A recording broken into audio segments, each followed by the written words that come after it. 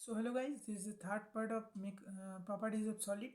Okay, mechanical properties of solid chapter. So आप लोग पिछले वीडियो को देख सकते हैं हमारे चैनल में विजिट करके, या फिर डिस्क्रिप्शन में लिंक दिया हुआ है प्लेलिस्ट का, आप लोग ज़रूर से चेकआउट कर सकते हैं. और हमारे टेलीग्राम ग्रुप का भी लिंक डिस्क्रिप्शन में दिया हुआ है, वहाँ पर आप जाके नोट्स डाउनलोड कर सकते हैं. ओके, तो चलिए स्टार्ट करते हैं.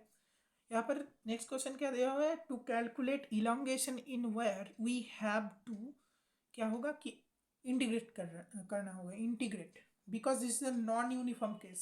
इट मीन्स मास, मतलब वायर में जो तार है उसमें मास है, मास प्रेजेंट है. अगर मास प्रेजेंट होगा तो डेफिनेटली ये नॉन यूनिफॉर्म का केस हो जाएगा. अगर आपने नहीं समझ पा रहे हैं तो ज़रूर से आपको रिक्वेस्ट करूँगा कि पिछले वीडियो को देखें, वीडियोस को देखें, जिससे कि आप लोग को समझ आएगा अगर आप लोग नए हैं. तो चलिए, अगर नॉन यूनिफॉर्म का कैसे केस है तो हमें ऑब्वियसली इंटीग्रेट करना पड़ेगा. ओके, तो इसके लिए हमने पहले एक चीज़ निकालना पड़ेगा कि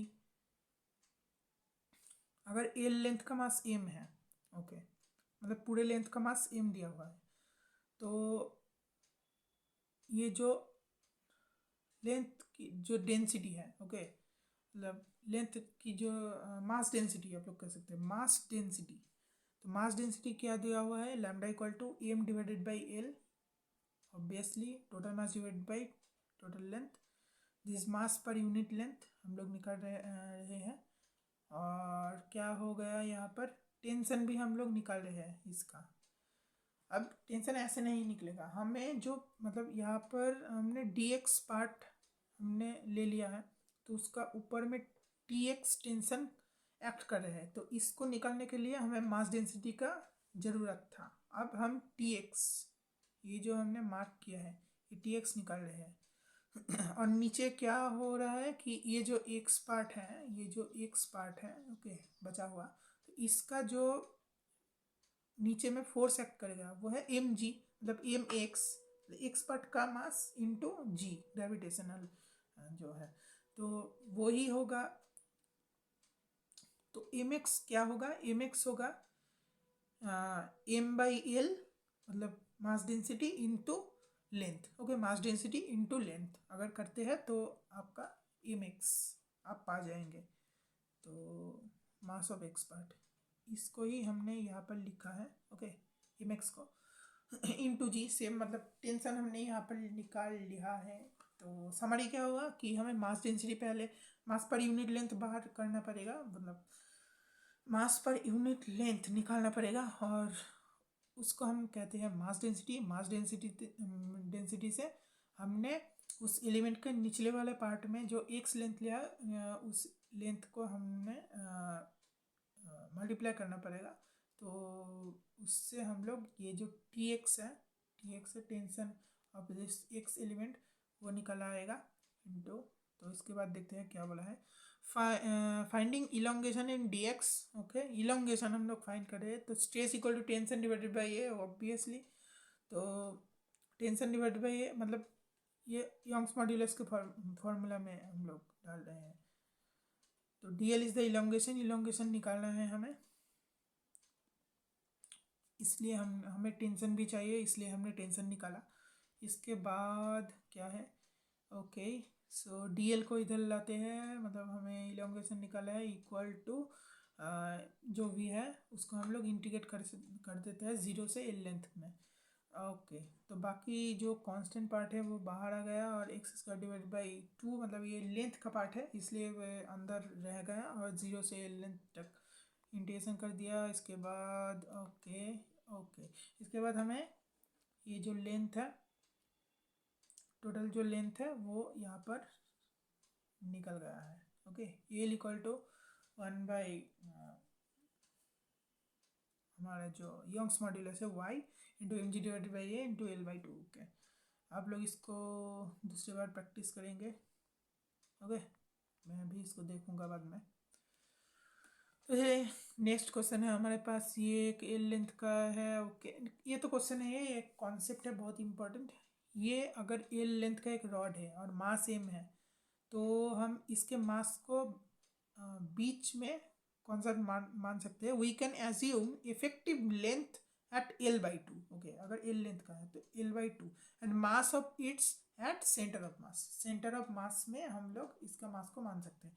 we can consider the whole mass to be concentrated at center of mass. Okay, वो जो dx का हमने कॉन्सेप्ट करा उससे ही रिलेटेड है. तो यहाँ पर जो इलोंगेशन होगा, इलोंगेशन का फॉर्मूला क्या निकल के आएगा? इलोंगेशन का फॉर्मूला होगा delta L equal to mg divided by A into 1 by Young's modulus into original length divided by 2. Okay, elongation का फॉर्मूला क्या होगा? Delta L equal to mg divided by A into 1 by Young's modulus into L/2.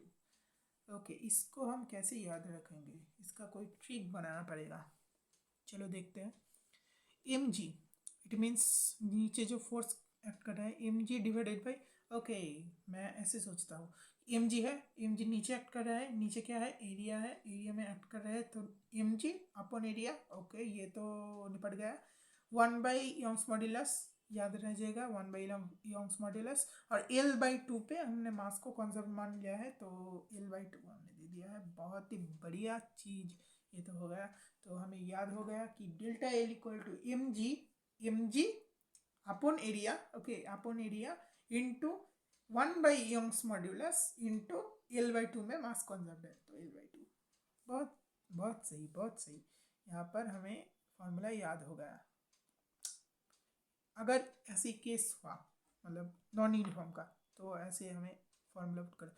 If mass is not uniform but lambda, it means mass density equal to fx is given, we can assume it to be at center of mass. okay, इसके बाद हमें क्या दिया हुआ है कि analogy with spring. Okay, spring का कैसे है? ए elastic rod behaves like spring. Okay, this is important. Elastic rod behaves like spring. Okay, तो इलास्टिक रॉड मतलब उसको खींच रहे हैं, फिर से खींच रहे हैं, फिर से, तो ये ऑब्वियसली इलास्टिक रॉड की तरह बिहेव कर रहा है. स्प्रिंग कांस्टेंट फॉर रॉड क्या होगा? मतलब हम जानते हैं कि ये अगर ये जो है एक स्प्रिंग है, ये एक जो है रॉड है, और ये क्या है? ये एक स्प्रिंग है. ओके, ये एक स्प्रिंग है. तो इसके केस में Young's modulus equal to F/A divided by delta L divided by L. तो यहाँ से फोर्स क्या निकला? Delta Young's modulus into A divided by L into delta L.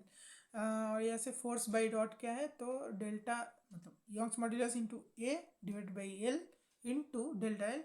और यहाँ से स्प्रिंग से हमने क्या निकाला? स्प्रिंग से हमने निकाला कि force of spring, it means force of spring equal to spring constant into change in length. Okay, delta L is a change in length. Obviously, in both cases, delta L is the change in length. So यहाँ पर क्या है? Force by dot equal to Young's modulus divided by length into area into change in length. और यहाँ पर force by spring equal to K into मतलब restoring force है obviously ये. और आप लोग जो force से spring को मतलब एक्ट कर रहे हैं, वो force of spring equal to spring constant के इंटू डेल्टा एल. तो यहाँ से हम लोग लिख सकते हैं यहाँ पर कि ये जो है के spring constant equal to spring constant for rod के equal to Young's modulus into A divided by L. Okay, ये हमें याद रखना है कि spring constant for rod equal to Young's modulus into A divided by L. Structural properties of body. This is what? This is a structural property of body. Okay.